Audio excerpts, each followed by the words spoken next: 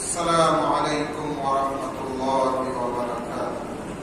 السلام بسم اللہ الرحمن الرحیم وبہ نستعین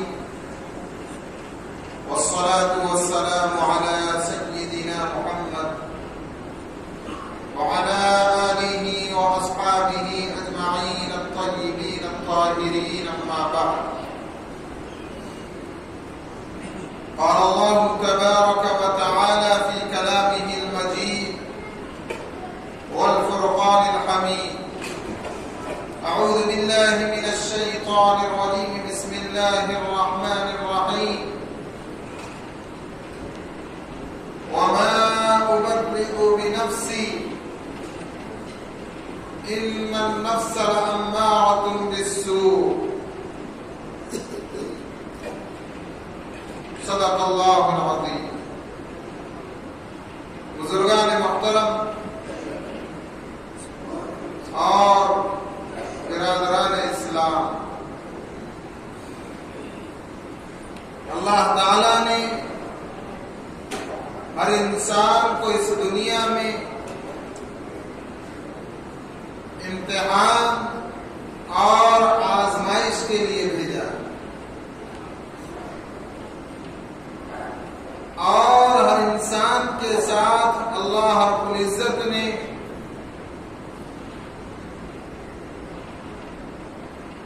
نفس کو لگایا۔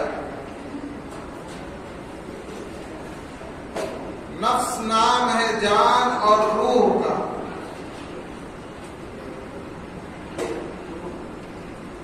ہر انسان میں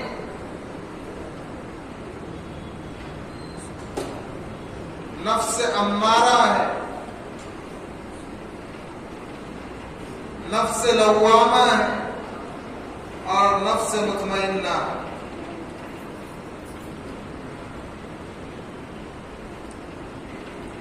نفس امارہ یہ انسان کو برائی کی طرف ڈھکیلتا ہے، انسان کے دل میں بری آرزوؤں کو اور بری تمناؤں کو پیدا کرتا ہے۔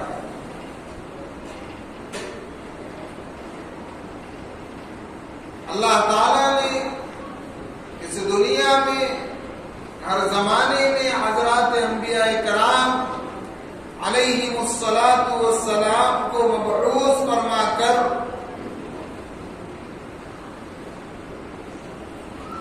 انہیں اپنی رضا والے کام بتلا کر ہر زمانے میں مختلف امتوں کے پاس بھیجا۔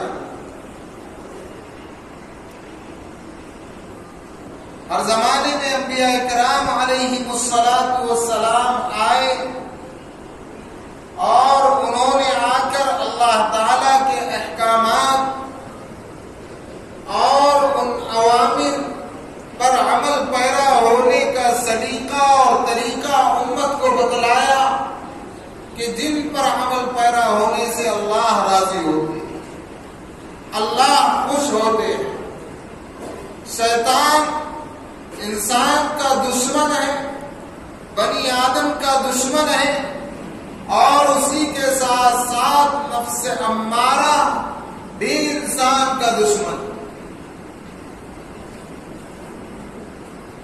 جو برائی کی طرف ابھارتا ہے۔ اب اس نفس امارہ کو سدھارنا اور اس دنیا کی قیمتی زندگی میں اس نفس امارہ کو نفس لوامہ میں بدلنا اور پھر نفس لوامہ سے مطمئنہ تک لے کر آنا، یہ ہر مومن کی ذمہ داری ہے۔ ایک طرف شیطان بنی آدم کا دشمن کھڑا ہوا ہے، جو ہر وقت اس کوشش میں ہے کہ بنی آدم کو کس طرح سے میں اللہ کی رضا والے راستے سے ہٹا کر، جنت والے راستے سے ہٹا کر، آخرت کی کامیابی والے راستے سے ہٹا کر اللہ کی ناراضگی والے راستے پر، جہنم والے راستے پر اور آخرت کی ناکامی والے راستے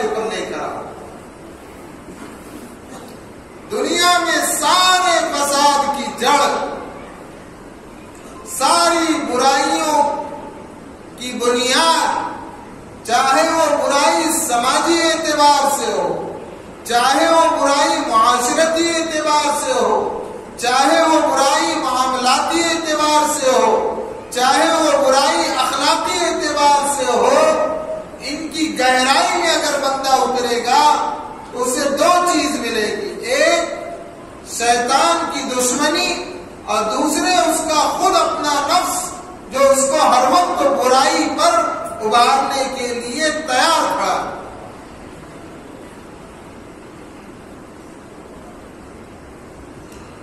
یہ نفس ہی سارے سماج کی برائیوں کی جڑ، یہ نفس ہی سارے معاملات کی برائیوں کی جڑ۔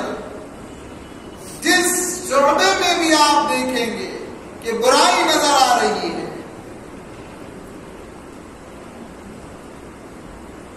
چاہے وہ شعبہ دینی لائن سے ہو، چاہے وہ شعبہ تعلیمی لائن سے ہو، چاہے وہ شعبہ اخلاقی لائن سے ہو، چاہے وہ شعبہ دعوتی لائن سے ہو، ہر لائن میں جو برائی آپ کو نظر آئے گی اس کے پیچھے یہی دو چیز ہیں۔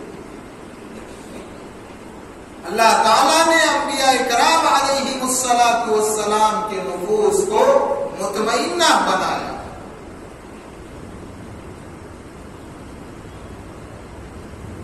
آج گھروں میں جھگڑے، بہو ساس کا جھگڑا، بھابھی نند کا جھگڑا، بھائی بھائی کا جھگڑا، جتنے بھی جھگڑے ہیں اس کے پیچھے بھی یہی دو چیز ملے۔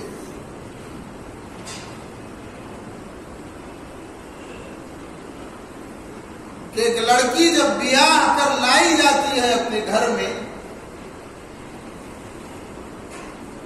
تو حضرت علی رضی اللہ عنہ کا قول ہے لزوم مہر، نکاح کے بعد انسان کے ساتھ چار چیزیں جڑتی ہیں۔ سب سے پہلا اس پر مہر واجب ہو جاتا ہے، سرور شہر، نمبر دو ایک مہینے کی اسے خوشی ملتی ہے،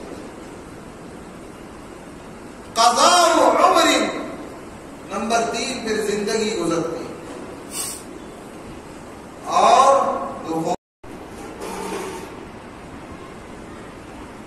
اس کو ہماری زبان میں کہا جاتا ہے، گوڑھی زبان میں رانی سکہ۔ بہت سارے گھروں میں رانی سکہ چلتا ہے، مردوں میں وہ اہلیت نہیں ہوتی یا دینی وہ ماحول نہیں ہوتا جس کی وجہ سے اقتدار رانیوں کے ہاتھ جاتا ہے، حالانکہ اللہ نے اقتدار مردوں کے لیے رکھا ہے۔ طلاق کا اختیار مرد کو دیا گیا، اس میں حکمتیں ہیں، عورت کے ہاتھ میں نہیں دیا گیا۔ لوگ کہتے ہیں عورت خلا لے لے، تو خلا بھی اس وقت تک نہیں ہو سکتا جب تک مرد اپنی طرف سے طلاق نہ دے، خلا میں بھی طلاق شرط ہے۔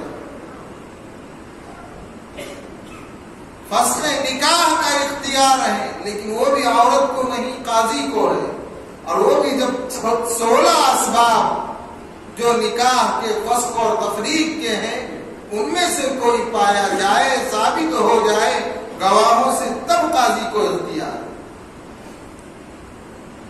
تو نفس امارہ سر اٹھاتا ہے، اور وہ عورت جو اس گھر میں پہلے سے اقتدار سنبھالی ہوئی تھی، وہ دیکھتی ہے کہ میری کرسی اب جا رہی ہے، تو اپنا حریف مقابل، اپنا سب سے بڑا پوزیشن والی پارٹی جس کو سمجھتی ہے، وہ دوسرے کے گھر سے لائی ہوئی لڑکی۔ اب یہ لڑکی جو کم عمر ہے، ابھی اس کو اتنا تجربہ نہیں ہے، جو ماں باپ کے پاس ناز و نعمت میں لاڑ اور پیار کے ساتھ پلی ہے، اور اتنا لاڑ اور پیار کر لیا کہ اسے دین کی بھی تعلیم نہیں دی، اتنا لاڑ پیار کر لیا کہ اسے کھانا بنانا بھی نہیں سکھایا. اور دوسری بات کم عمر. تجربہ آتا ہے عمر کے ساتھ. معلومات کا ہونا الگ چیز ہے، تجربہ عمر کے ساتھ آتا ہے اور دھکے کھانے کے بعد آتا ہے.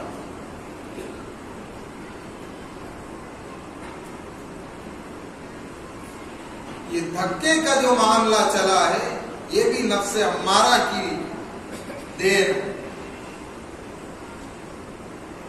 اب وہ ناتجربے کار لڑکی جب اپنے سامنے یہ ماحول دیکھتی ہیں کہ باتوں باتوں میں اس کی ساس اسے ٹوچ کر بات کر رہی.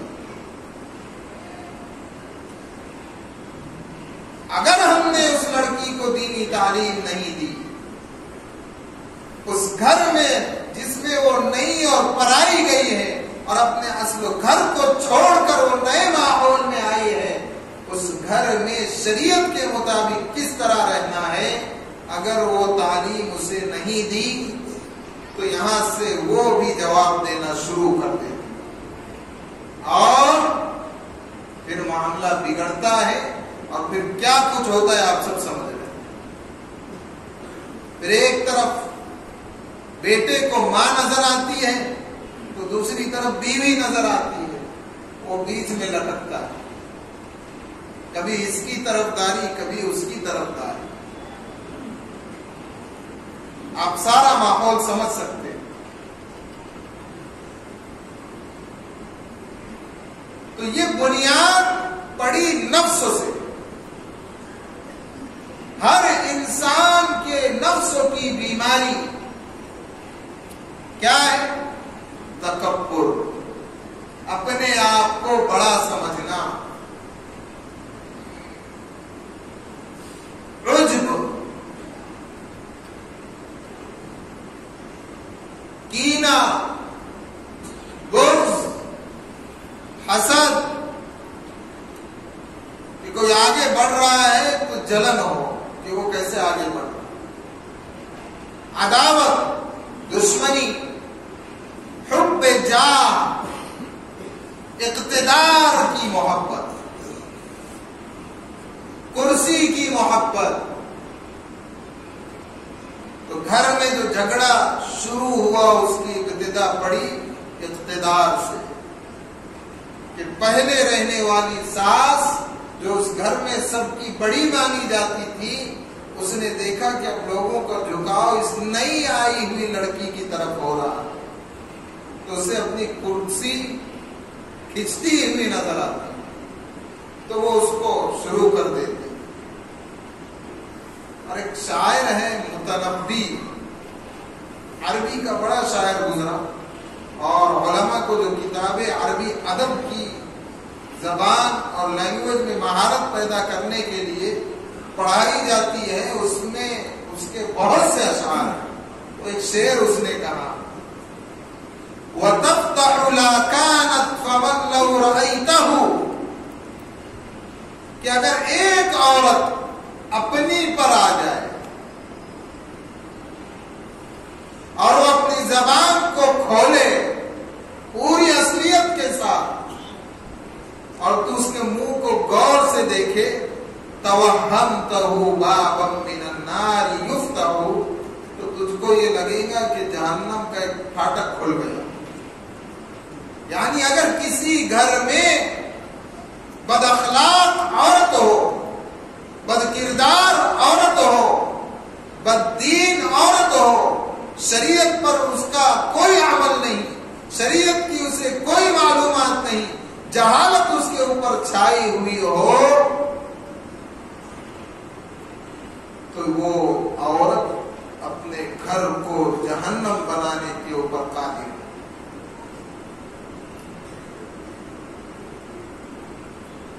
نفس ہر انسان کے ساتھ لگا. ہم اپنے معاملات میں دیکھیں، ہم اپنے آپسی معاشرت میں دیکھیں کہ جہاں بھی کچھ بگاڑ آیا ہے وہاں نفس آیا. تو اقتدار، حب جاہ، یہ باطنی بیماری، حب مال، مال کی محبت، جہاں بھی کوئی غلط ہوا، خیانت ہوئی، حرام کمائی آئی، کسی کا مال غصب ہوا، اس کے پیچھے ہمیں مال کی محبت نظر آئے. تو یہ باطنی بیماریاں ہیں. کسی کے بارے میں بدگمانی کر لے تو قرآن کہہ رہا ہے ان بعض الظن اثم، بہت سے گمان گناہ ہے. تو یہ ساری باطن کی بیماریاں، سارے جھگڑے، جو بھی ماحول چل رہا ہے، دھوکہ دہی چل رہی ہے، فریب دہی چل رہی ہے، تو یہ دو چیز شیطان بہکانے کے لیے تیار ہے اور نفس امارہ لگا ہوا.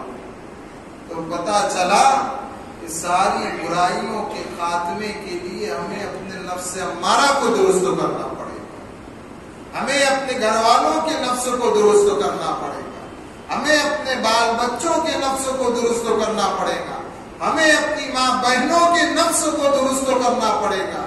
ہم اپنی بیٹی کو کہیں پر دے رہے ہیں، کسی گھر میں بیاہ کر، اس بیٹی کے وہاں پہنچنے سے پہلے اس کے نفس کو درست کرنا ہوگا. ہم اگر اپنی بیوی کو کسی کی ساس بنا رہے ہیں تو ہمیں اپنی بیوی کے نفس کو درست کرنا پڑے. انبیاء اکرام معصوم تھے، اللہ نے ان کے نفوس کو مطمئنہ بنایا کہ جن پر برائی کبھی حاوی نہیں ہو سکتی، معصوم. اور عام مومنین، عام بنی آدم کے نفوس نفس امارہ ہے. اب اگر اس نفس پر محنت ہوگی تو نفس لوامہ بنے گا. امارہ کہتے ہیں امارۃ بالسوء، برائی کا حکم کرنے والا. حضرت شاہ ولی اللہ محدث دہلوی رحمت اللہ علیہ، جو بڑے صاحب نسبت، صاحب علم و فضل اور صاحب کمال بزرگ گزرے ہیں، اور اتنے بڑے محدث گزرے ہیں کہ ہندوستان میں چاہے وہ کسی بھی مسلک سے ہو، اس کی حدیث کی سند ان کے نام کے بغیر اللہ کے نبی علیہ السلام تک نہیں پہنچتی. اس لیے ہر مسلک والے نے اپنی طرف انہیں کھینچنے کی کوشش کی. انہوں نے ایک کتاب لکھی ہے حجت اللہ البالغہ، اس میں انہوں نے لکھا ہے کہ یہ نفس کی بیماری دو طرح سے صاف ہو. ایک تو یہ کہ آدمی گندگی کو دیکھے کہ وہ پڑی ہوئی ہے، اس پر سورج کی کرنیں پڑتی ہے، وہ گندگی سوکھ جاتی ہے. ایک وقت آتا ہے کہ وہ گندگی اپنی ذات کو زائل کر دیتی ہے، ختم ہو جاتی ہے. تو وہ سورج کی کرنوں کی مثال ان صاحب دل بزرگوں کی سی ہے کہ جن کے دل نفس امارہ سے لوامہ میں آئے اور پھر لوامہ سے مطمئنہ میں چلے گئے. کیا ان کے بھی دلوں کا حال یہ ہے کہ برائی کے اوپر ان کا قابو ہو گیا، برائی ان پر حاوی نہیں ہوتی. پھر ظاہری بیماریاں بھی ہیں، باطنی بیماریاں بھی اس میں آئیں. تو یہ اللہ والے، یہ صاحب دل بزرگ جن کے دلوں میں طمانینت آ گئی، جن کے نفوس نفس مطمئنہ بن گئے. جب بندے کا نفس مطمئنہ بنتا ہے تو اسے اللہ کا تعلق نصیب ہو جاتا ہے. اللہ کی محبت کا ورود اس کے قلبوں میں ہوتا ہے، اور بندے کے اوپر، ایسے بندے پر جب اللہ محبت کی نگاہ ڈالتے ہیں تو دنیا کے کسی بھی کونے میں ہے، وہ محسوس کرتا ہے کہ میرے اللہ کی مجھ پر نگاہ ہو رہی. پھر اللہ ان کی نگاہوں کو فراست مومنانہ والا بنا دیتے.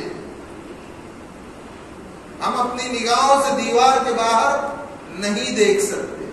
اللہ ان کے اوپر اسرار و رموز اور کسب کے دروازے کھول دیتے ہیں، اور ان کے اندر اللہ وہ ایمانی اور روحانی پاور دیتے ہیں کہ وہ سورج کی کرنوں کے معنی عام مومنین جو ان کی صحبت میں ہیں، جو ان کے پاس بیٹھ رہے ہیں، مل رہے ہیں، جل رہے ہیں، وہ سورج کی کرنوں کی طرح ان کے دلوں پر لگی گندگی کو صاف کرتے ہیں۔ یہ ایک طریقہ ہوا۔ دوسرا طریقہ وہ اپناتے ہیں کہ جو گندگی، جو برائی نظر آ رہی ہے اس متعلق کے دل میں اس کو نصیحت کرتے ہیں، اس کو ٹوکتے ہیں، کبھی محبت سے اور کبھی پھٹکار کے ذریعے، کہ جب لوہے کو بنوانا ہو تو اس کو آگ میں تپایا جاتا ہے، پھر ایک ضرب لگائی جاتی ہے جس سے وہ صحیح طور پر بنتا ہے۔ تو یہ تپاتے بھی ہیں اور ضرب بھی لگاتے ہیں۔ تو نفس امارہ کو لوامہ اور لوامہ سے مطمئنہ میں منتقل کرنے کے لیے ایسے صاحب دل بزرگوں کی صحبت اختیار کرنا ضروری ہے۔ اور اگر ایسے بزرگ نہیں نظر آئے، نہیں ملے، تو ایسے بزرگوں کی کتابوں کا مطالعہ ضروری، نیک لوگوں کی صحبت ضروری، نیک ماحول ضروری، اور گھر کے اندر اس برائی کے خاتمے کے لیے گھر میں دینی ماحول کا بنانا ضروری، کہ ہمارے بچے سمجھیں کہ اللہ کس بات سے خوش ہو رہا، اللہ کس بات سے ناراض ہوتا ہے۔ ہماری گھر کی ساس یہ سمجھے کہ بہو کے ساتھ کس برتاؤ سے اللہ خوش ہوگا، بہو یہ سمجھے کہ میری ساس کے ساتھ کون سے برتاؤ سے اللہ خوش ہوگا۔ جب نفس کی صفائی ہوگی، نفس مرتا نہیں۔ اگر میں کچھ اچھی نیت سے یہ کہہ دوں کہ اقبال چاچا آپ نے ایسا کیوں کیا، اور میرا لہجہ سخت ہو جائے، اگر ان کا نفس بنا ہے تو وہ سن لیں گے، اور اگر نفس میں بگاڑ ہے تو میرے جملوں سے ان کے چہرے پر خراب اثر آ جائے۔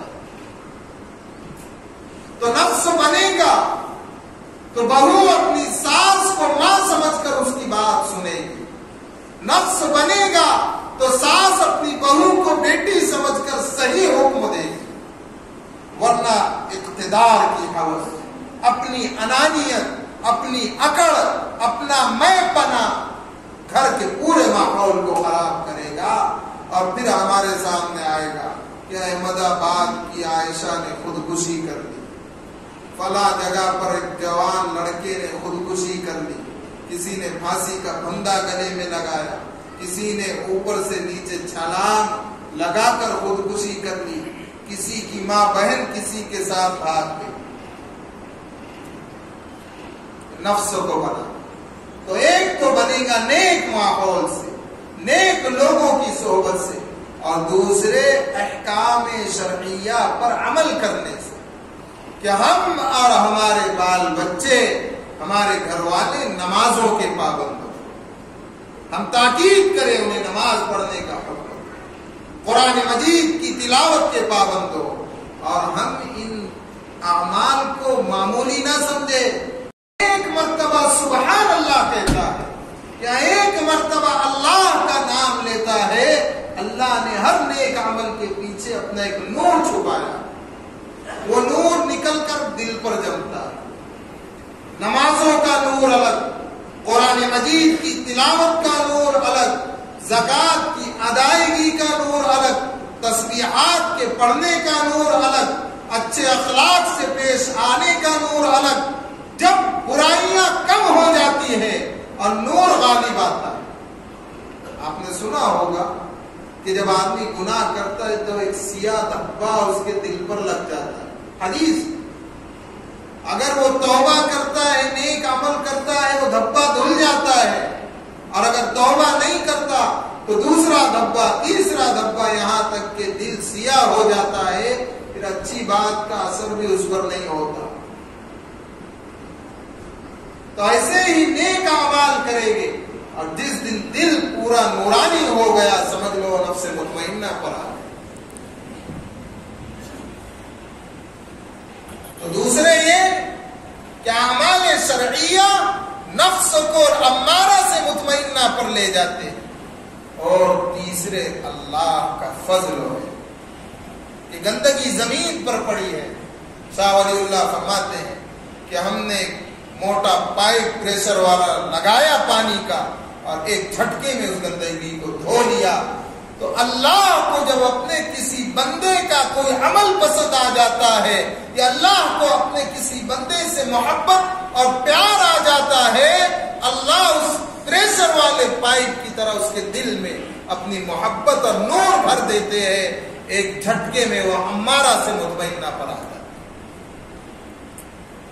تو ہمیں اپنے گھر کے ماحول کو بنانا ہو، نفس امارہ کے اندر جب کمزوری آتی ہے اور وہ نفس لوامہ کی طرف منتقل ہوتا ہے، لوامہ کا مطلب ملامت کرنے والا نفس، کہ آدمی کی نماز چھوٹ گئی تو اس کو بے چینی ہو، ارے تم نے نماز چھوڑ دی، یعنی گناہ کرنے پر اندر سے کوسے، تو نے یہ نہیں کرنا تھا، تو نے گالی نہیں بکنا تھا، تو نے اپنی بیوی پر ہاتھ نہیں اٹھانا تھا، تو نے اپنی ماں کو ترچھی نگاہوں سے نہیں دیکھنا تھا، تو نے فلاں کے ساتھ دھوکہ دہی نہیں کرنا تھا، تو نے فلاں وقت کی نماز نہیں چھوڑنا چاہیے تھا، اندر سے ملامت کرے۔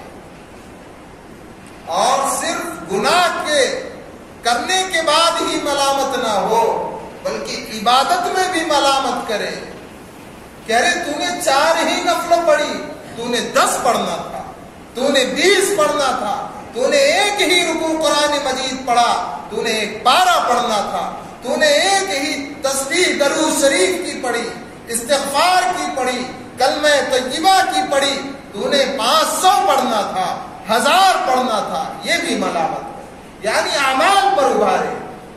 امارہ میں جب کمزوری آئے گی اور وہ لوامہ کی طرف منتقل ہوگا تو ملامت کرے گا، پھر بندے کو جب اس کا نفس ملامت کرے گا تو وہ اعمال میں جڑے گا، اور ایک وقت آئے گا وہ مطمئنہ کی طرف جائے گا۔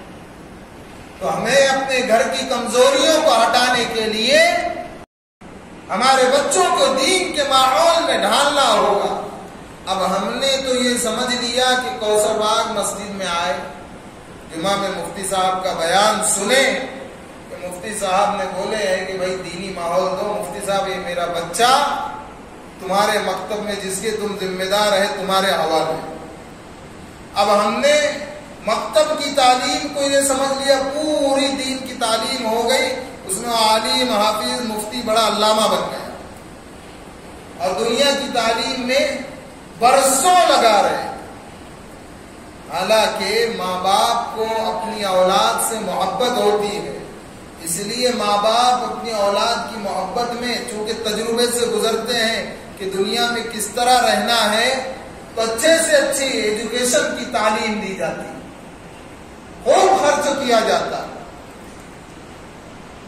کیوں؟ تاکہ ہمارا بچہ آگے چل کر بے سہارا نہ ہو، اپنے قدم پر کھڑا ہو۔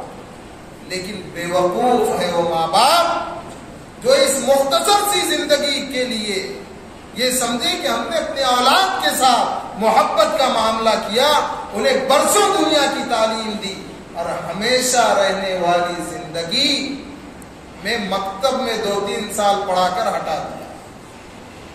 آپ بزرگوں کی تاریخ کو اٹھا کر دیکھو، صحابہ اکرام کی تاریخ کو اٹھا کر دیکھو، اور ہم جو محبت کا دعویٰ بھرتے ہیں کہ ہم خواجہ اجمیری سے محبت کرتے ہیں، حضرت غوث پاک رحمت اللہ علیہ سے محبت کرتے ہیں، اور فلاں سے محبت کرتے ہیں، فلاں سے محبت ہے، ان کی تاریخ پڑھو کیسے تھے، ان کے گھر کا ماحول کیا تھا۔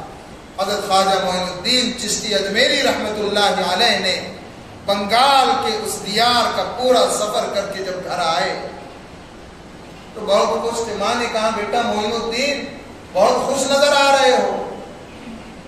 کہا امی جان خوش کیوں نہ ہو کہ اس سفر میں 7.5 لاکھ لوگوں نے میرے ہاتھ پر گناہوں سے سچی پکی توبہ کی، اور تقریباً 70,000 لوگوں نے اسلام قبول کیا۔ دیکھو مائیں کیسی تھی۔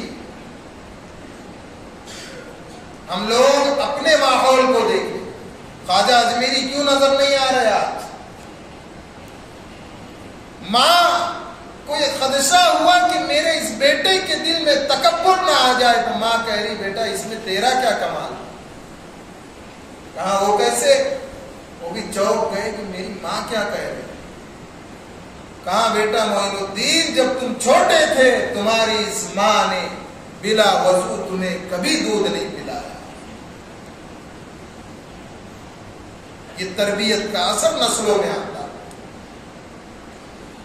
حضرت خواجہ بایزید بستانی رحمت اللہ علیہ بچپن میں والد دنیا سے گزر گئے، ماں نے ایک بزرگوں کے حوالے کیا جو صاحب دل تھے، جن کا نفس امارہ سے مطمئنہ پر تھا اور صاحب علم و فضل و کمال تھے، ان کے حوالے کیا اور کہا کہ حضرت اس بچے کو اس وقت تک میرے پاس نہیں بھیجنا جب تک یہ آپ کے حساب سے علم ظاہری اور علم باطنی سے آراستہ نہ ہو جائے۔ اب کچھ دن گزرے تو بچے کو ماں کی یاد آنے لگی۔ اب جو لوگ اپنے ماں باپ کو چھوڑ کر کہیں باہر دین کی تعلیم حاصل کرنے پہنچے ہو تو وہ یہ درد و سمجھ سکتے، ورنہ آپ کو کیا بتاؤں، آپ کو لگ رہا ہے کہ مفتی صاحب ایسے آ کر بیٹھ گئے کرسی پر، اس کے پیچھے ہزاروں کی قربانیاں، کئی لمحات اس زندگی میں ہم نے روتے ہوئے گزارے، بھوکے گزارے، تب کہیں جا کر اللہ نے بٹھایا اور اللہ نے یہ آپ کو سنانے کی توفیق ایسی نہیں دیتا۔ اللہ ماں باپ کی قربانیاں ساتھ ہوتی ہے، اپنے اساتذہ کی دعائیں ساتھ ہوتی ہے تو اللہ ایک کو پیدا کرتا۔ ہم نے پڑھا یوں ہی آگے، ایسا نہیں، دعائیں ہوتی تو بچے کو ماں کی یاد آنے لگی۔ بہت بڑے بزرگ ہیں سلسلہ نقش بندیہ کے، تو استاد سے کہا کہ مجھے امی کے پاس جانا۔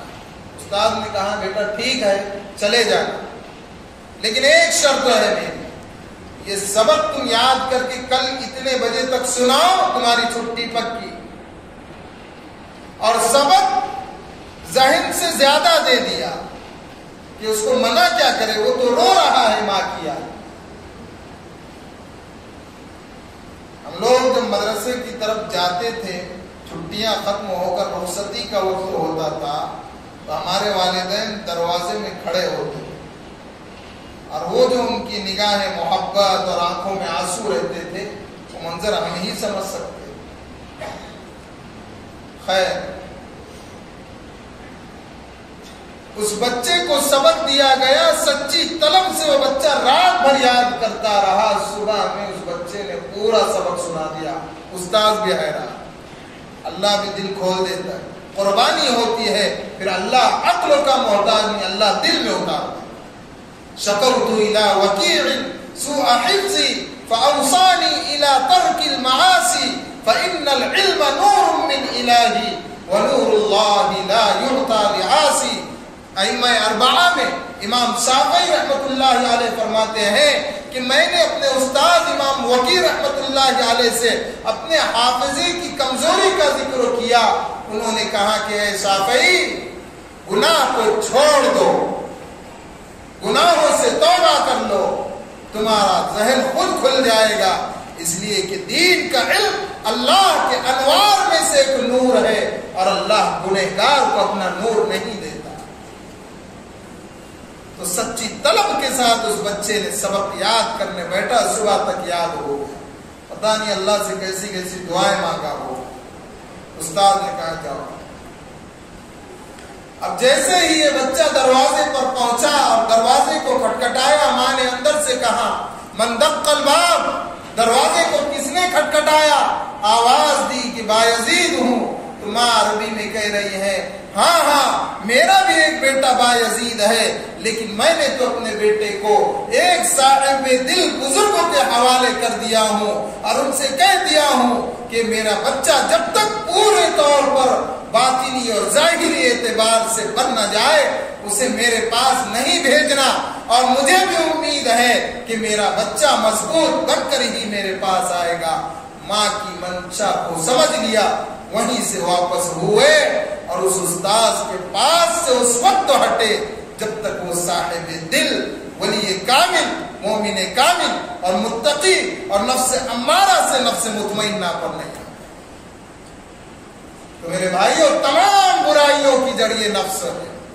اہل دل کی صحبت اختیار کرنا پڑے، خانقاہوں میں بزرگوں کے کرنا ہوگی اور ان کی صحبت میں بیٹھ کر اپنے گھر کو دینی ماحول بنانے کی فکر کرنی ہوگی۔ صرف مکتب میں ڈالنے سے الفابیٹ آتے ہیں، باقی پورا دین بہت بڑا ہے۔ ہم نے مکتب ہی کو سب کچھ سمجھ لیا، مکتب کی تعلیم دی، پتہ نہیں پڑھا نہیں پڑھا کیا ہوا، کبھی فکر نہیں کی اور سمجھ رہے ہیں کہ کوثر باغ کے مکتب میں تھا، مکۃ المکرمہ کے مکتب میں تھا، مدینہ المنورہ کے مکتب میں تھا۔ نہیں، جس طرح نرسری، کے جی اور اس طرح آگے بڑھا جاتا ہے اور پھر آگے بہت بڑی بڑی ڈگریاں حاصل کی جاتی ہے، اپنی اولاد کو کم سے کم اس میں سے آدھا تو پڑھاؤ۔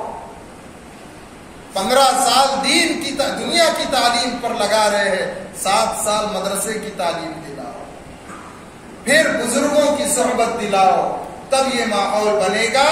ورنہ یہی ہوگا کہ شوہر بیوی پر ہاتھ اٹھا رہا ہے، شراب پی رہا ہے، بیویوں پر ظلم ہو رہا ہے، گالیاں بک رہے ہیں، زندگی اس دنیا میں جہنم سے بدتر بنا دی۔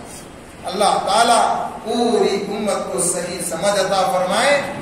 آج کی یہ جو بات میں نے کیا ہوں، بڑی اہم بات، اور اللہ کے فضلوں سے یہاں کے ذمہ داروں کے مشورے سے یہ طے ہوا کہ جمعہ کے بیانات KBM پونے کے نام سے یوٹیوب پر آتے ہیں، ان بیانات کو بھی گھر پر سنائیے، یوٹیوب پر سرچ کیجئے اور اس کے اعتبار سے غور کیجئے تنہائی میں کہ کیا باتیں کہی گئی۔ ہفتہ بھر محنت کی جاتی ہے، سوچا جاتا ہے، کتابوں کا مطالعہ کیا جاتا ہے، پورے ماحول کا جائزہ لیا جاتا ہے اور اس کے بعد میں آپ کے سامنے بات ہوتی ہے۔ اس کو سرسری نہ سنیں۔ آج کی بات کا خلاصہ یہ ہے کہ پوری برائیوں کا لب لباب 2 چیز، ایک انسان شیطان کا کھلا دشمن ساتھ لگا ہے، دوسرے نفس۔ اگر نفس سدھر جائے گا بندہ مخلص بن جائے گا۔ اور اللہ نے کہا کہ جب شیطان نے مہلت مانگی، انذرنی الی یوم یبعثون، اے اللہ مجھے مہلت دے قیامت کے دن تک کہ میں تیرے بندوں کو بہکاؤں گا۔ اللہ نے غصے میں کہا جا مہلت ہے، لیکن الا عبادک منہم المخلصین، میرے مخلص بندے تیرے جال میں نہیں آنے والے۔ ہم جب اپنے نفس کو نفس مطمئنہ کی طرف ڈھکیل دیں گے تو مخلص بن جائیں گے، پھر شیطان کا زور بھی نہیں چلے گا۔ ان بیانات کو اپنی ماں بہنوں کو سناؤ، خود بھی غور کرو، بیٹھو تنہائی میں اور اس کے اعتبار سے اپنے گھر کے ماحول کو سنبھالو، ورنہ یہی ہونے والا کہ بیٹا بڑھاپے میں بوڑھے باپ پر ہاتھ اٹھا رہا ہے، ماں باپ کو گھر میں ویلو نہیں دی جا رہی ہے، فتنہ و فساد، دھوکہ دہی پوری کے پوری عام ہو چکی ہے۔ اللہ تعالیٰ ہم سبوں کو عمل کی توفیق عطا فرمائے اور اللہ تعالیٰ ہم سبوں کو صراط مستقیم پر چلائے۔ ایک اہم ترین بات کہ ہماری اس مسجد میں الحمدللہ دور دور کے گاؤں کے اور اطراف کے شہروں کے مسجدوں کو جمعہ میں موقع دیا جاتا ہے ان کے تعمیری کاموں کے لیے چندے کے واسطے۔